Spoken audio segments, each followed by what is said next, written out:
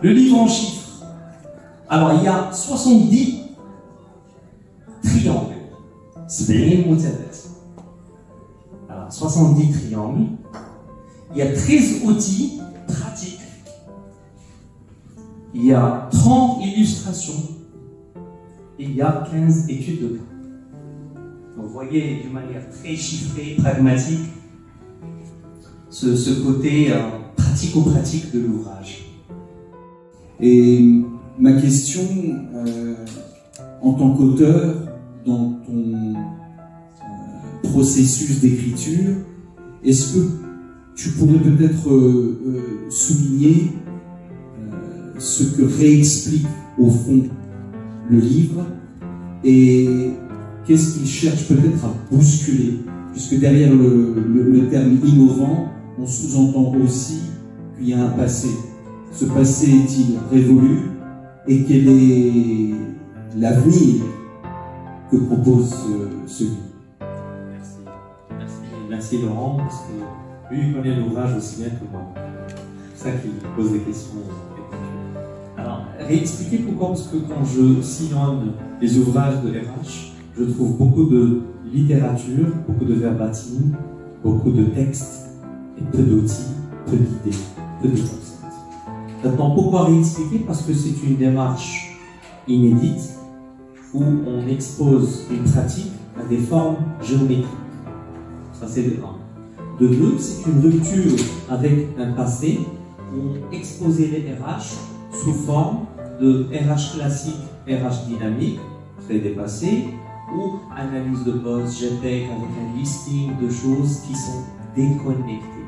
Là, je reconnecte tous les concepts dans une approche systémique qui se décline sous forme de triangle, où il y a un lien avec chaque chose.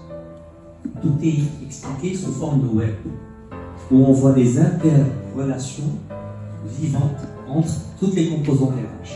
Et ce qui est intéressant, c'est qu'on voit la finalité de la RH, qu'elle est développée, fidélisée, elle est tripartite. Elle aussi, ça c'est le triangle parent.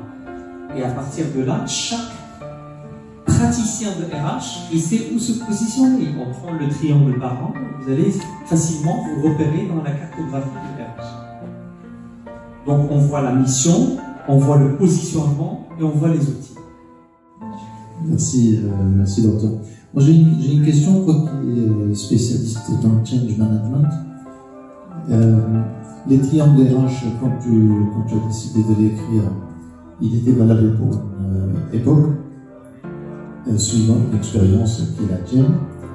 Est-ce que tu peux nous dire si cet ouvrage-là est amené à durer dans le temps, donc à servir de référence pour les spécialistes RH, pour les étudiants, etc. Si oui, combien de temps tu estimes avec le monde changeant qui nous entoure? Et si tu es fidèle à toi-même comme spécialiste du changement, à quand ton prochain ouvrage? Voilà. On voit l'intelligence intuitive de Anis qui marie entre deux spécialités que je maîtrise, celle de la RH et celle de la conduite changement. En effet, je dirais que cet ouvrage n'est pas un terminus. Cet ouvrage est un stop comme d'autres.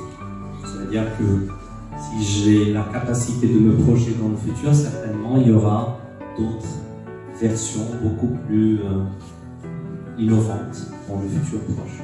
Je ne sais pas combien ça va prendre du temps pour rester toujours valide et pertinent. Mais ce que je sais, c'est qu'on n'est pas dans un domaine hyper innovant comme la télécom, comme l'aéronautique, etc. Les fonctions de RH, les fonctions de support, leur cycle de changement sont beaucoup plus au ralenti comparé à d'autres secteurs. Bon, ça veut dire que je pense que ça restera pertinent dans les 20 ans à venir, et pas au-delà certainement. Le prochain ouvrage, je ne saurais dire, mais ça sera certainement sur le pilotage des transitions et la conduite de changement.